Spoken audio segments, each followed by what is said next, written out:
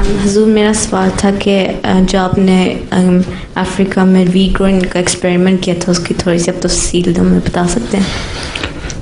तफसील उसकी ये है कि नाइजीरिया में वीट उगती है, तो उस लिहाज से मुझे ख्याल आया कि नॉर्थ में वेदर ऐसा है, वहाँ भी गंदम उग सकती है जी। तो उस पर मैंने कुछ थोड़ा से एरिया में एक्सपेरिमेंट किया था इरिगेशन के साथ, थोड़ा पंप लेके। तो वो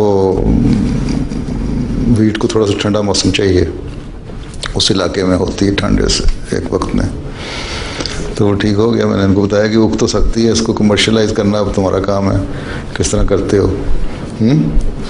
लेकिन उन्होंने उसको बाद में किया नहीं। 2 साल तक तो मैं तो करके दिखाता रहा उनको। पर ये है कि मैं उस वीट से आटा पीस के तो अपनी रोटी खाता रहा हूँ। और वहाँ भी बल्कि अभी उन्होंने एग्जीबिशन में रखी हुई है। तो वो बहरहाल बाद में फिर किया नहीं उसको कमर्शलाइज। कुछ वहाँ पॉलिटिकल अनरेस्ट भी रहता रहा है, कुछ थोड़े से अपने लोग, जितनी गवर्नमेंट्स आती रही उनके अपने वेस्टर्न इंटरेस्ट होते थे, इसलिए सही नहीं हुआ। तो आटा वैसे भी नहीं वो खाते, उनकी स्टेबल फूड जो है वो है चावल और मकई, तो वो वहाँ हो जाती है, कॉर्न और चावल। तो बहरहाल आगे चलाया नहीं उसको उन्होंने। ठीक, बहरहाल उसके लिए मेहनत बड़ी करनी पड़ती थी। 30-35 मील पे फार्म था, जुमाले से मैं जाता, टिपाली फार्म होता था। बाज़ दफ़ा वहाँ उस ज़माने में तो बड़ा सख्त क्राइसिस था, पेट्रोल नहीं मिलता था, डीजल नहीं मिलता था। तो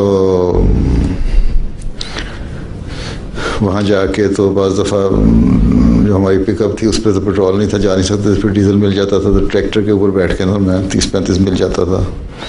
फिर वहीं जाके बाज़ दफ़ा रहते भी थे, जो उनके बुश में अफ्रीकनों के थैच्ड हट्स होती हैं ना, हाउसेस, उनमें रहता था। और वहाँ बिच्छू पता है ना क्या होता है, स्कॉर्पियन, तो उसका भी डर था। रात को भी नीचे लेटे हुए तो कहीं सोए हुए बिच्छू ने आकर काट दे। बहरहाल काफ़ी